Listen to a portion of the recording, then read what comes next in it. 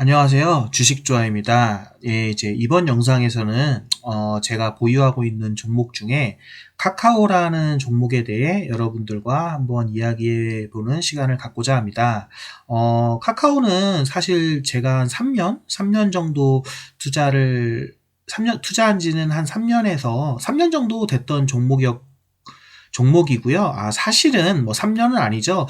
예전에 한 6년, 7년 정도 전에 카카오가 카카오뱅크, 뭐 그런 카카오페이, 뭐 이런 산업을 처음에 것들을 시작을 할 때, 이런 사업을 시작을 했을 때 처음에 관심을 갖고 투자를 했다가, 여러분들도 아시다시피 뭐 크게 카카오페이나 카카오뱅크 이런 것들이 뭐 사람들이 어느 정도 이제 뭐 쓰기는 했지만 그렇게 뭐 수익성에 뭐 큰 기여를 한다거나 그러진 못했었죠. 이제 그래서 이제 투자를 철회했었다가 한 3년 정도 전에 카카오 택시나 뭐 카카오 대리운전 뭐 정확하게는 기억이 안 납니다. 하여간 아무튼 그게 3년 정도 전이었는지 모르겠는데 카카오가 그런 뭐라고 할까요? 카카오라는 플랫폼을 사용해서 게임, 뭐 대리운전, 택시, 뭐 카카오 선물이라든가 아무튼 되게 여러 가지 산업에 이제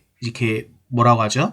진출하고 이렇게 이제 카카오라는 이름을 붙여서 그냥 사업을 하는 거였죠. 이제 그런 것들을 보고 3년 정도 전에 투자를 시작하게 되었습니다. 여기 지금 평균 매입가를 보시면 12만 원 정도였는데 제가 정확하게 기억은 안 나는데 이 12만 원보다 아마 더 비싸게 샀을 겁니다. 한 뭐 14만 원, 15만 원 정도가 제 평균 단가였던 걸로 기억을 하는데요. 뭐 그러면 이제 여러분들이 생각하실 때 뭐 혹시 뭐 제가 이제 카카오가 아마 최근에 1년, 2년 정도 전에 9만 원 정도까지 이제 하락을 했었죠.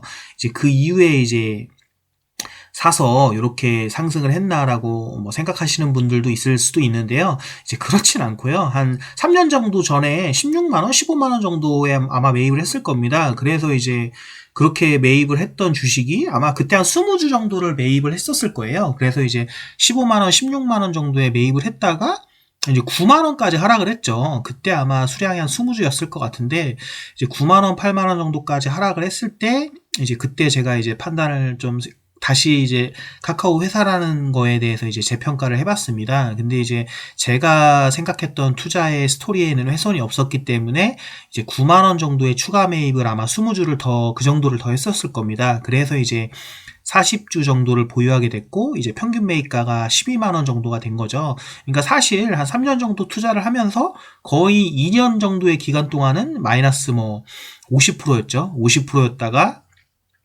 이제 9만 원 정도일 때 20주를 더 매입을 해서 마이너스 50%였던 게 마이너스 한 30% 이렇게 바뀌었겠죠. 이제 그러다가 뭐 한 1년 정도, 최근 1년 정도 동안에 이렇게 상승을 해서 이제 뭐 보시는 거와 같이 거의 뭐 2배 가까운 수익률을 기록을 하고 있는데요. 요 카카오 주식에 대해서 한번 여러분들과 제 생각을 공유해보는 시간을 갖도록 하겠습니다. 먼저, 카카오의 지금 시가총액을 보시면요. 이제 한 30조 정도 됩니다. 코스피 8이 정말 이제 핫한 주식이다 보니까 최근에 이제 코로나 같은 것들 때문에 이제 이슈가 많이 됐죠. 30조 정도가 되는데 근데 솔직히 이게 제가 이제 천천히 말씀을 드릴 거지만 지금 이제 추정 PER이 이제 98.43이죠. 그러니까 100이라는 얘기입니다. 이제 PER이 100이라는 얘기는 무엇이냐면, 그러니까 아마 이제 뒤에도 설명을 드리겠지만, 한 해 버는 영업이익의 100배의 거래가 된다는 얘기거든요. 그러니까 무슨 말이냐면, 어떤 회사가 한 해 버는 돈이 100만 원인데, 한 회사가 버는 돈이 100만 원이에요. 그럼 이제 이 회사를 1년에 100만 원씩 버는 회사를 PER이 10배라는 얘기는 이제 1000만 원에 이 회사를 매수하는데 이제 1000만 원이 든다는 얘기거든요. 근데 이제 100배면 이제 1억이죠. 근데 1억짜리 회사를 사서 1년에 100만 원을 벌면 이제 수익률이 뭐 낮죠. 이제 1%인 거니까요. 근데 아무튼 이제 보통 PER 같은 경우는 여러분들도 아시겠지만 국내 같은 경우는 10 정도를 평균적인 PER이다. 그러니까 이제 뭐 고평가도 아니고 저평가도 아닌 그런 이제 PER이다라고 이야기를 하는데요. 지금 뭐 카카오 같은 경우는 PER이 100 정도 되기 때문에 이제 엄청난 고평가 영역에 도달했다라고 현재 시점에서는요. 현재 영업이익을 산출했을 때는 뭐 그렇게 볼 수 있습니다. 그러면 이제 보겠습니다.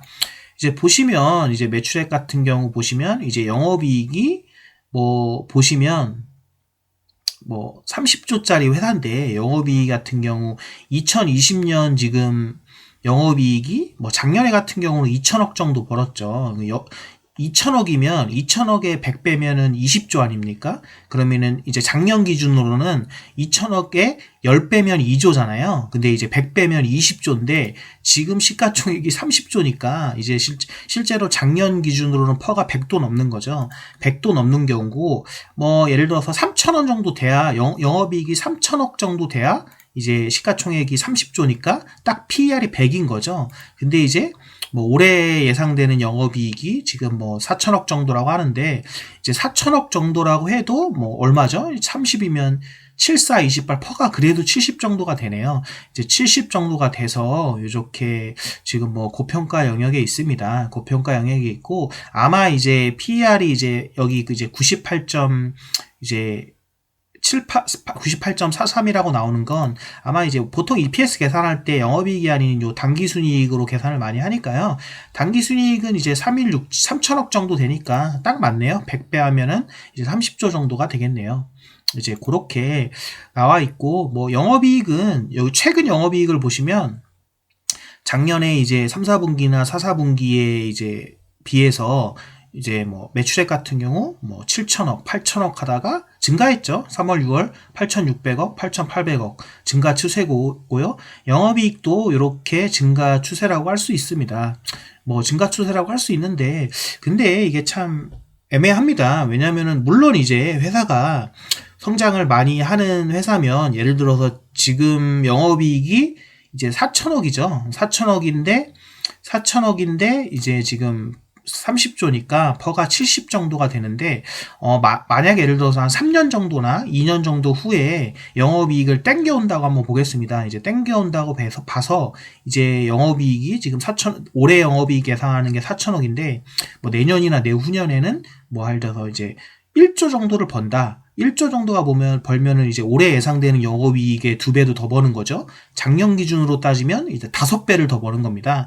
이제 5배를 더 버는 건데 1조라고 해도 이제 PER이 30인 거죠. 근데 뭐 개인적으로 30 정도면 카카오톡 정도의 BM 비즈니스 모델을 가진 회사에서는 뭐 그렇게 높은 수치는 아니라고 봅니다.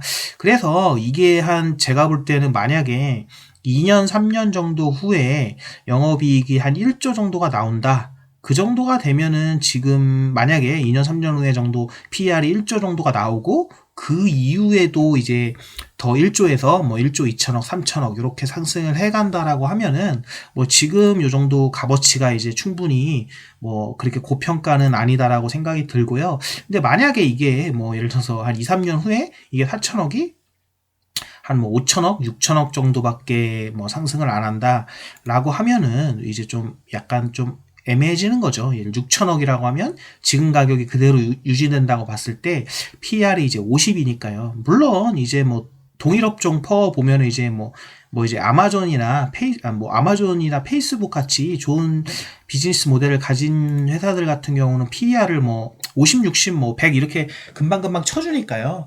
근데 이제 그런 것들을 이제 뭐 고평가라고 보기 힘들 수도 있는데 아무튼 이런 카카오톡 같은 회사들도 이제 어떻게 보면은 버는 영업이익에 비해서는 지금 현재 많이 지금 상승을 한 것이기 때문에 약간 주의를 해야 하지 않나 이런 생각도 좀 갖고 있습니다.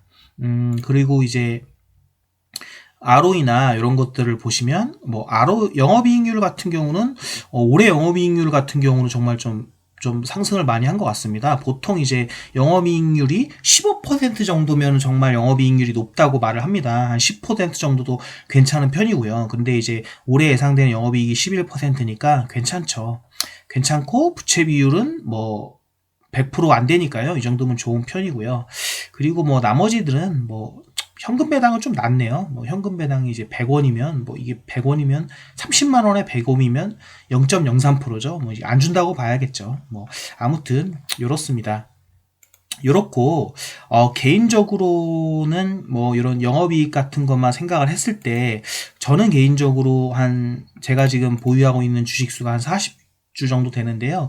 한 40만 원 정도를 넘어가거나 아니면 최근에 이제 수급이나 이런 것들을 봐서 저는 개인적으로 반 정도나 뭐 40주 중에서 20주나 10주 정도는 조금 이제 매도를 하고 나머지 물량을 좀 길게 끝까지 뭐 2년 3년이 됐든 끝까지 가져가는 게 좋지 않을까라는 생각으로 좀 기울고 있습니다. 뭐 한번 어떤 선택을 하게 될지는 선택을 하게 되면 유튜브나 블로그를 통해서 공유하는 영상을 찍어 보도록 하겠습니다.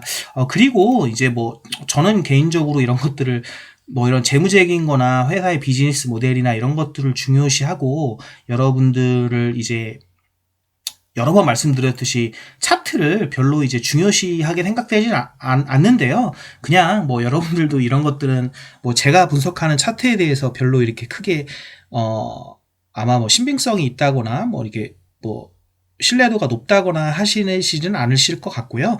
그냥 저는 어떻게 차트를 분석하고 보는지 이제 그 정도만 참고하시면 될 것 같습니다. 실제로 제가 위에서 말씀드린 이런 것들을 저는 이제 중점적으로 보고요. 이제 차트 같은 경우는 이제 그냥 제가 지금 뭐 이런 것들을 본다라고 말씀을 드려도 이제 그렇게 이게 뭐 중점적으로 보고 막 의미 있게 본다는 말씀을 드리는 건 아니고요. 이렇게 그냥 차트는 이런 식 방향으로 본다라는 것 정도로 생각을 하시면 될 것 같습니다. 차트는 최근에 지금 차트를 이제 카카오 차트를 주봉으로 지금 가져왔는데요. 여기 보시면 2019년 5월부터 외국인의 매집이 시작됐습니다. 그러니까 한 1년 정도 전이죠. 여기서부터 요게 지금 한 25% 지금 25% 정도의 외국인 지분이고요. 현재는 한 33% 정도 되죠. 그렇게 해서 이제 외국인이 이렇게 지분을 매집하면서 주가가 이제 조금 약간 조금씩 상승하고 여기 코로나 때문에 폭락을 했다가 최근에 이제 급격하게 상승을 했죠. 최근에 급격하게 상승을 했는데 제가 요 구간만 한번 땡겨 오겠습니다. 요 구간만 다시 이제 폭을 좀 요 구간을 이제 캡처를 다시 하는 거죠. 왜냐하면 이제 어쨌든 외국인이 이제 흔히 말하는 주포지 않습니까? 이 외국인이 혼자 끌어올린 거니까요. 이제 주포여서 이제 다음 장으로 보시면 이제 아까 여기가 이제 대략 그 정도 됩니다. 이제 9월이니까 5월 한 이 정도 되겠죠. 요 정도부터 이렇게 이제 33%까지 끌어올렸는데 이제 여기가 이제 외국인이 여기서 여기까지 이렇게 끌어올렸는데 매물대 그림을 보시면 요렇지 않습니까? 요렇게 되어 있으니까 외국인의 평균 단가는 뭐 대충 뭐 한 15만 원, 뭐 15만 원 요 정도가 된다고 볼 수 있죠. 물론 이제 최근에 뭐 여기에 산 외국인의 지분은 뭐 한 25만 원 정도가 될 거니까요. 근데 이제 제가 NC소프트 같은 경우에서도 이제 제가 주변에 지인이 물어보셔가지고 그런 얘기를 했었는데 사실 이제 외국인이 이제 15만 원 정도가 외국인이 평균 단가기 때문에 보통 요 물량을 털고 나간다고 하더라도 이제 어느 정도 이제 가격을 좀 이렇게 얘네들도 매진 물량이 좀 있기 때문에 가격을 이제 뭐 2배 이상은 조금 이제 올려놓고 여기서부터 지분을 이렇게 흔들기 시작을 해야지 안전하게 얘네들도 수익을 실현할 수 있거든요. 그래서 이제 저 같은 경우도 이제 차트 같은 것들을 봤을 때 요 정도까지 이제 끌고 왔는데 이제 조금 뭐 그런 면에서는 아직까지는 제가 볼 때는 NC소프트 같은 경우도 실제로 여러분들 차트를 한번 돌려보시면 아시겠지만 한 35만 원, 6만 원 정도까지가 이제 평균 단가였었거든요. 그래서 제 지인도 한번 물어봤었습니다. 35만 원, 6만 원 정도가 이제 외국인들이 제가 봤을 때 매집한 단가였는데 제가 이제 NC소프트를 투자 추천을 했을 때 제 지인도 한 분도 같이 투자를 했는데 한 60만 원, 70만 원 정도가 되니까 이제 한 2배 되니까 이제 팔려고 하시더라고요. 팔려고 할 때 뭐 물론 저도 이제 본계좌 물량은 그때 정리를 좀 했지만 이제 팔려고 했을 때 제가 그런 말씀을 드렸거든요.